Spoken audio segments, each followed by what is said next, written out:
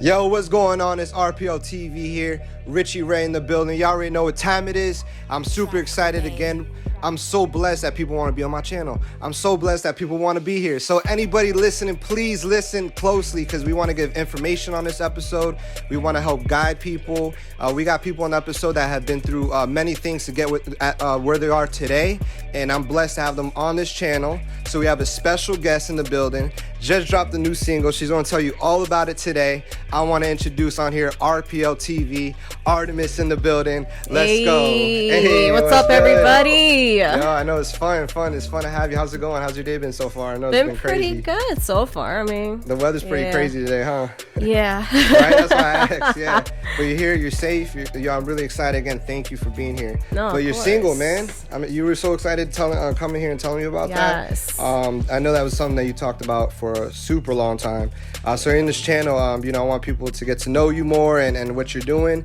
But you got to tell me about the single and what you dropped. Yes. All right. So my latest single is called "Don't Leave Me Alone." It's actually one of the projects I'm incredibly proud of. When I met the producer behind the song, we had met for the first time, and we went into the studio. He basically just tossed me into the booth there on the spot. And freestyled the entire song. We recorded the whole song in one shot. Jay-Z the whole thing. Pretty much. And I'm really proud of how it came out. Wow. Yeah. Like, I was laughing about it because... Now, is freestyling something you do all the time? Sometimes. Sometimes. Okay. And what were you laughing about, you said? So basically the first time I ever actually wrote the lyrics to the song was when I was having it distributed. So not even being in the vocal booth did I have said lyrics written down. It was just all just flow with it. Wow, and you say so you do that sometimes. You could just go in the studio. Sometimes. I feel like I just got my new interface to do my recordings here at the studio, and I feel like sometimes it's easier to like freestyle if I have like a long set time, like 2-3 hours, like where I'm kind of in there, like, I'm just gonna freestyle it now. But typically I go to the studio for like an hour and it's like, oh shoot, I gotta come with it written down, and do it right on the spot. So that's pretty awesome. The pressure. And you met him for the first time, the producer. Our first interaction, it was just kind of a gut feeling. I had seen one of the beats that he posted on IG and I was like, you know what? I feel really strongly like me and this man could vibe very well together. So I was like, you know what? Let's meet up. Went to his studio, started to check out some of his beats, and then that's kind of where it went from there. Wow, and you were saying it's on all platforms, it's streaming really well. Yes. So basically, you're jumping up, you're moving up on the. I was shocked. This song was released yesterday on Spotify, and from the time of its release up until now, it's already been streamed like 500 times, and that's great. It's just now starting to hit the 24-hour mark.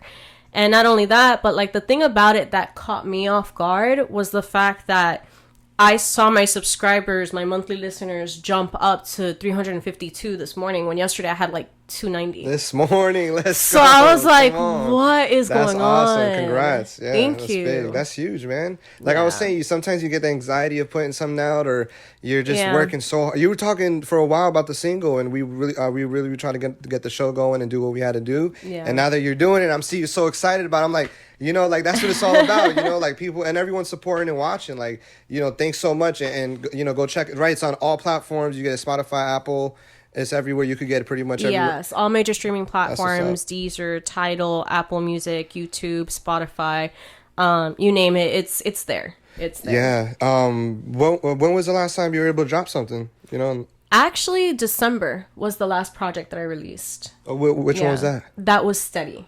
That was called Steady? Steady. And these are singles? These are singles. Okay, cool. Steady and Don't Leave Me Alone. Yeah.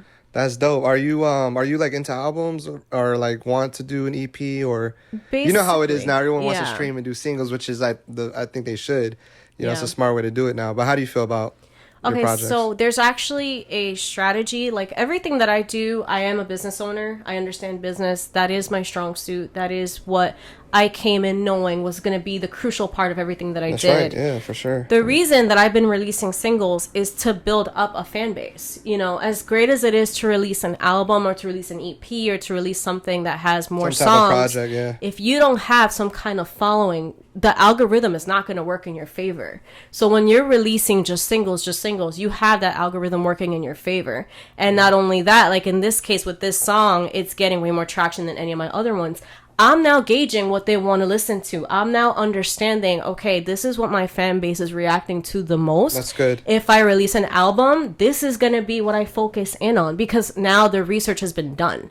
You know, now I'm understanding. Now, are you able to understand, like, through a sound, like, through what the audience is looking for and the sound of your music?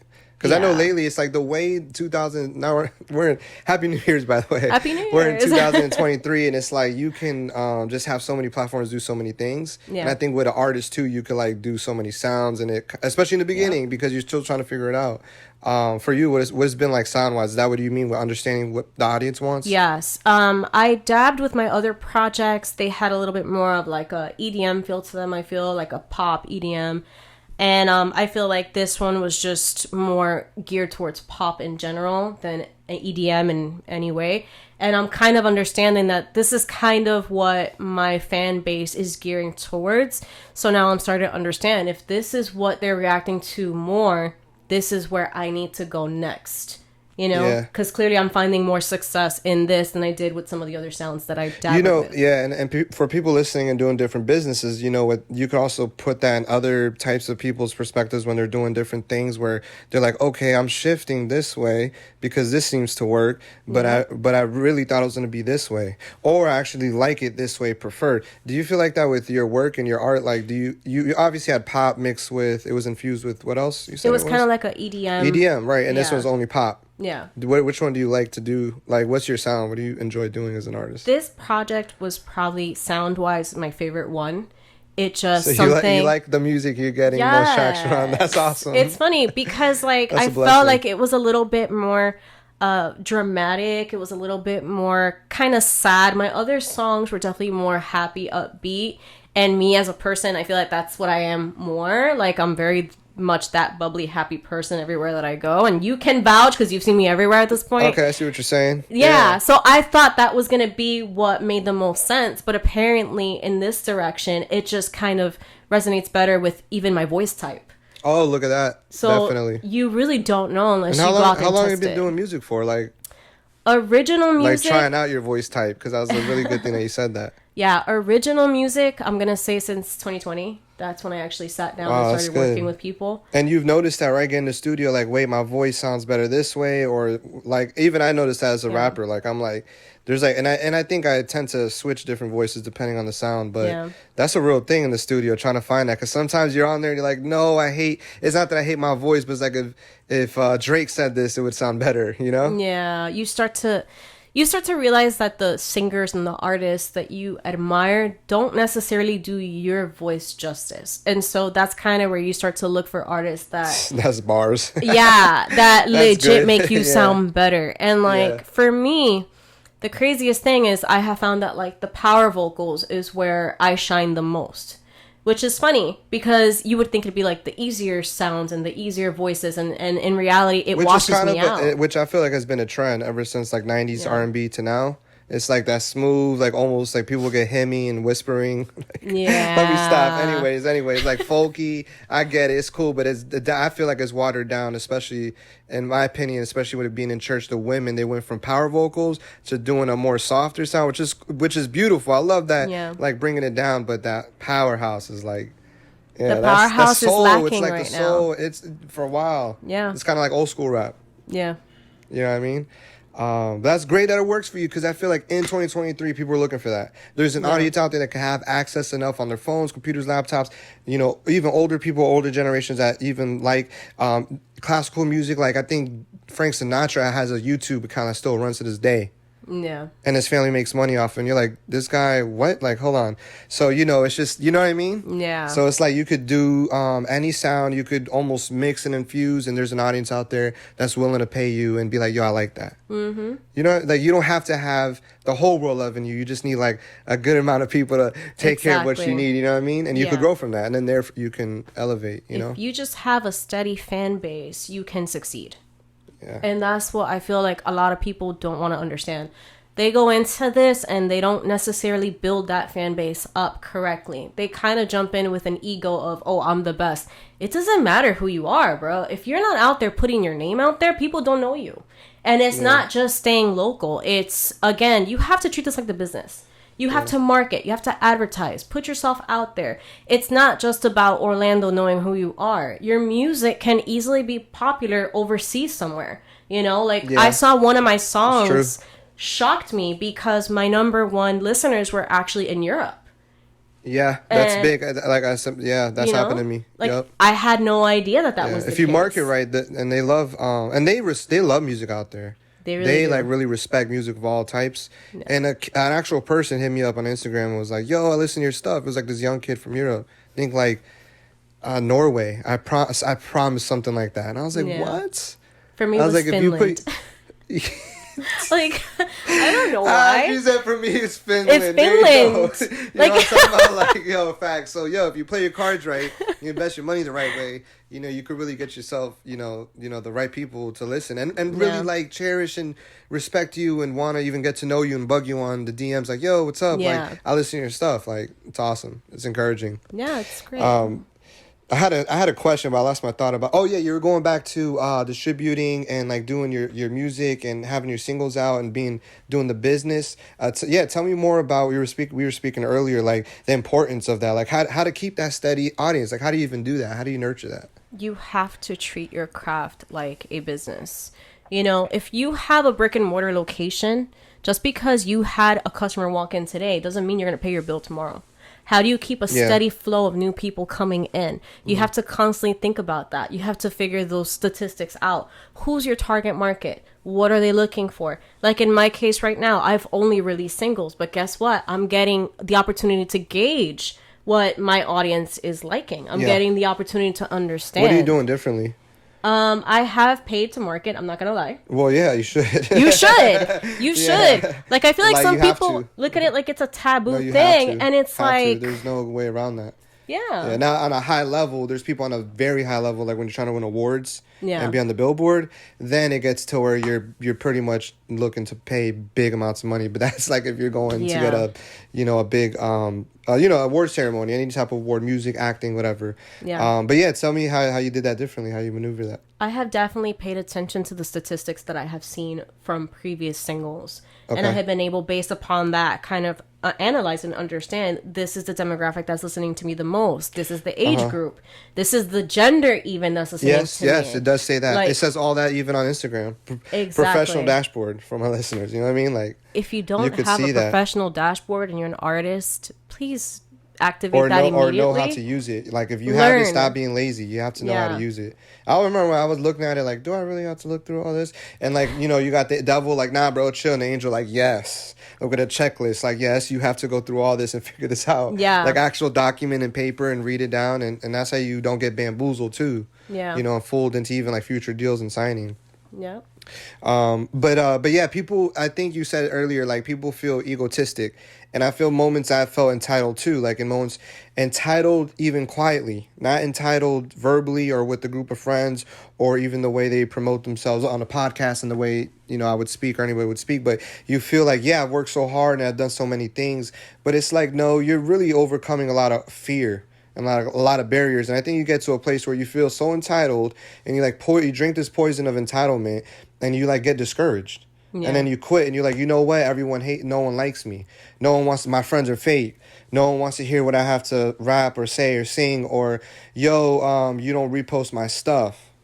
And they get really bitter. Mm-hmm. And a lot of people, and this is, I'm not trying to like chit chat. I'm talking real talk. Like every artist deals with that. And it's like getting over that. Like, no, you got to put the work.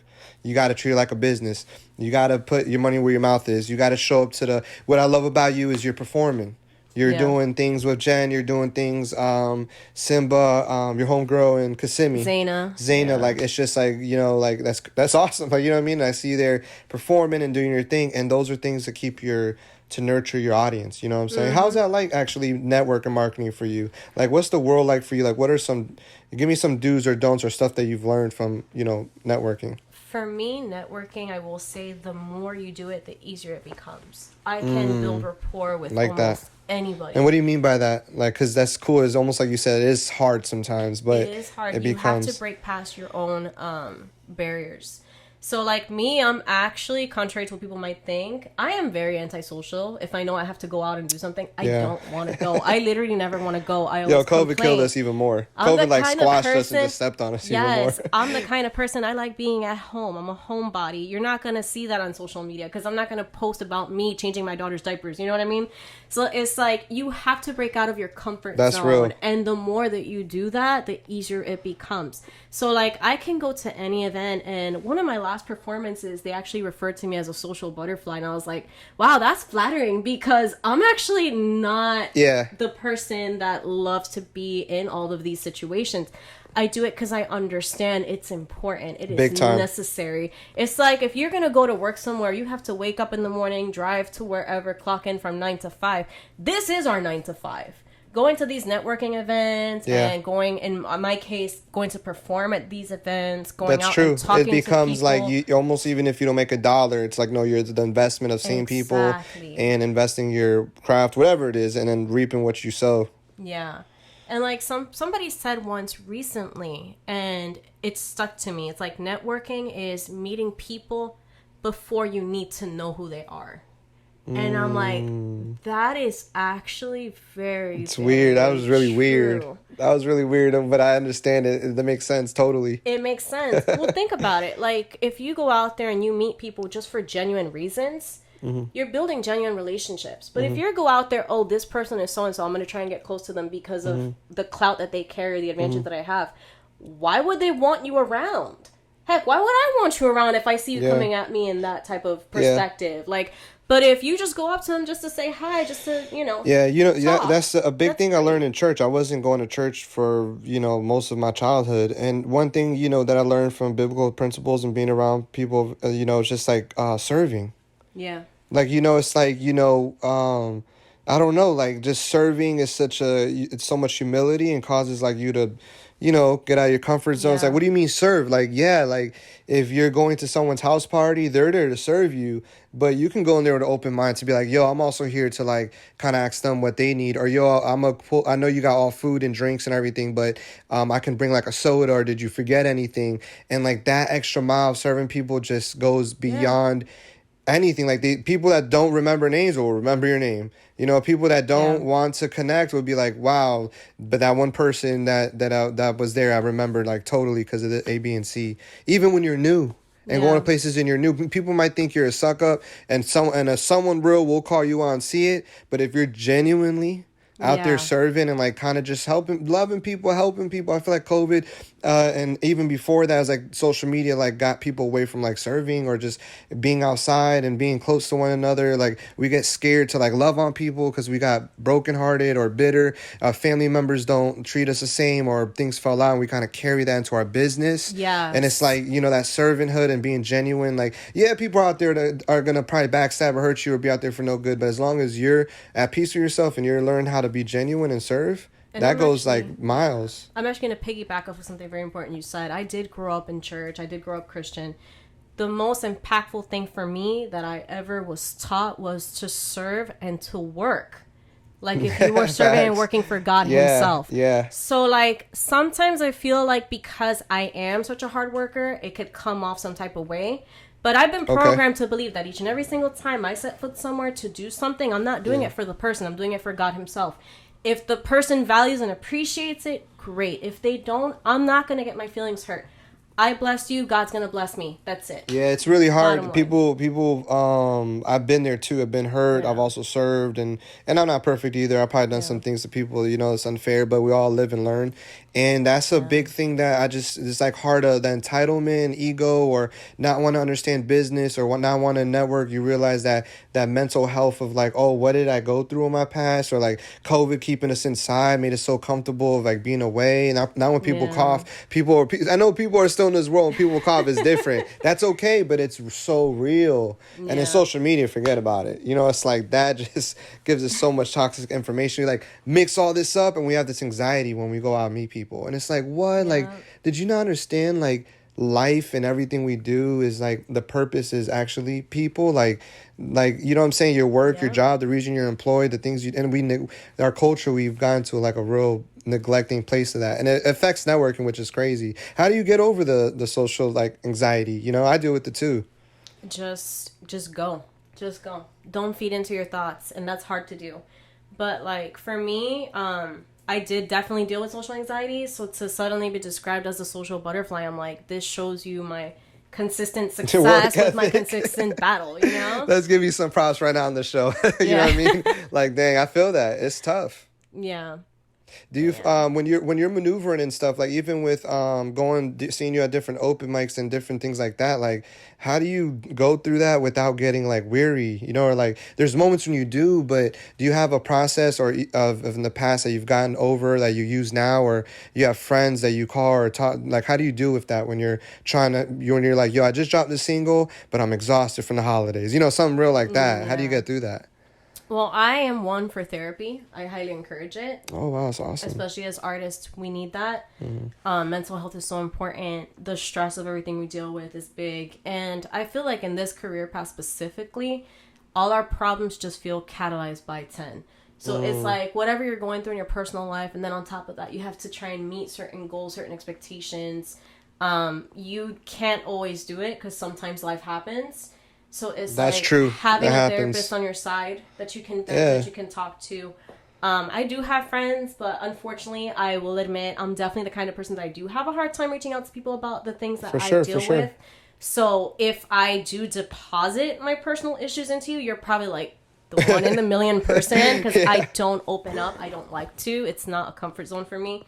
So yeah, definitely therapy is huge. Yeah, I feel that. Therapy is big. You know, I actually done therapy for a little bit, and I do recommend that as well. I need to go on some therapy sessions. But actually, what are some like things you learn in therapy? Like, it's kind of cool. To kind of just have the tools at your disposal, like try to control yourself, try and help yourself sometimes. A lot of people don't know this. I did struggle with postpartum depression, and that was really, really heavy, and I didn't understand the severity of it. You discover that now, or that was previous? No, that was because my daughter's turning 2. That was when I first like had her up until even last year. Last year was really hardcore for me as far as all that stuff was concerned. Yep. So it's like just having that person to talk to. And I think sometimes, unfortunately, the biggest thing about therapy too is having somebody you can trust. Yeah. You know, because they're going to be silent no matter what you say. And that sometimes I think is a huge factor as to why like people just don't like to open up. Yeah. You know? Yeah, someone was telling me too, even with friends, like when you're networking and going crazy, this reminded me of something, like having a friend that is not really even into, like, it's some people that don't go to therapy, or maybe, I don't know if there's people that still are like doing riots, like no therapy, that's weird, but you know, like having a friend that's outside of the things that you do, you know, that like kind of like could detach and kind of that knows you well, like a family member or something, that because like the trust is big, and people, I think when you, I don't know, maybe it's obvious, but you get older and bad things, right? More bad things can happen as good things, right? So you lose trust with people and your circle gets smaller. And I think like there is a healthy boundary to that, because you shouldn't have a million friends when you're working 90 hours a week. You know, I don't think that's your social life got to cut, you know, whatever. But yeah, like that's a real thing with the therapy. Like, did someone recommend that to you, or is that something that you? Yeah, actually. When I started struggling with postpartum depression, is when I was nudged in that direction. So I was like, all right. Did you have like any like I don't know, or you were like, you know what, let's do it? I had my reserves. I had my reserves because, again, I am definitely the type of person, I don't like opening up to people. Yeah. I don't. And I know that's a problem.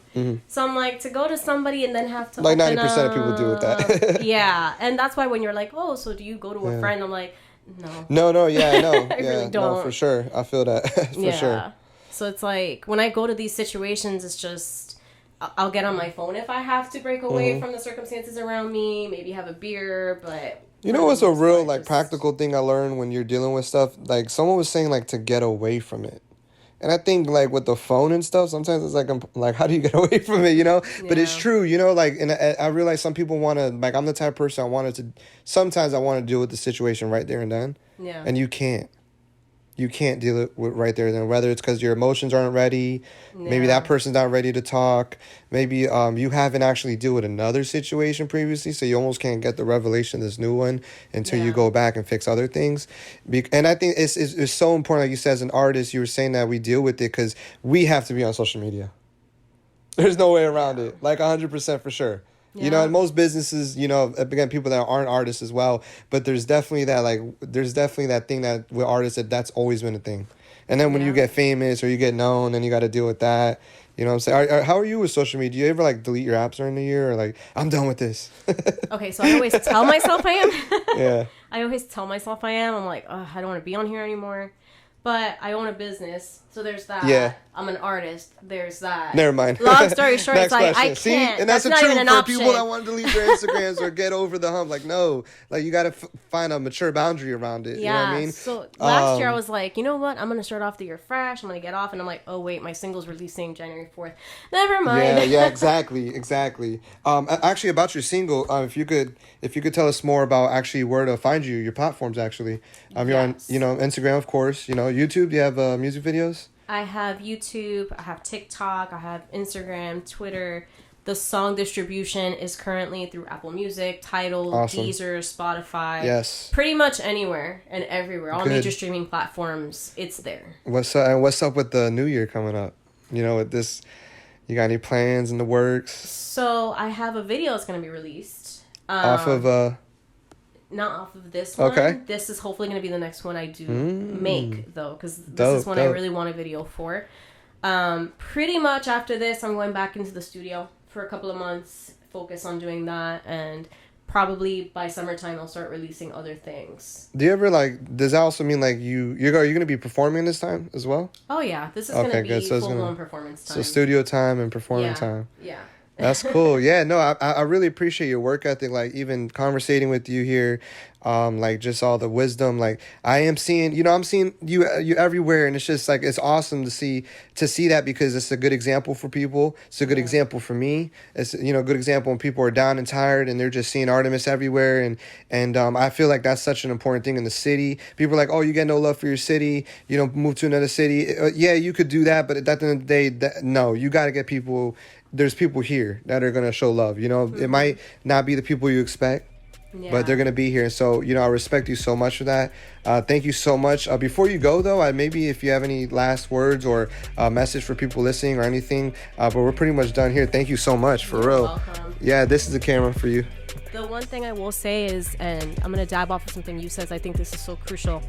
Just because you feel your city is not showing you love doesn't mean you give up on that city. The contrary, if you're trying to be Beyonce, you're trying to be worldwide, you better make that city look at you. The one who needs to do the work isn't them, it's you. You don't have their support, you don't have their love, work harder, make it happen. Because if you see your city as the problem and that's why you're going to give up, what makes you think you're going to get the next city? Work. Make it happen. Make it happen. No excuses. Make it happen.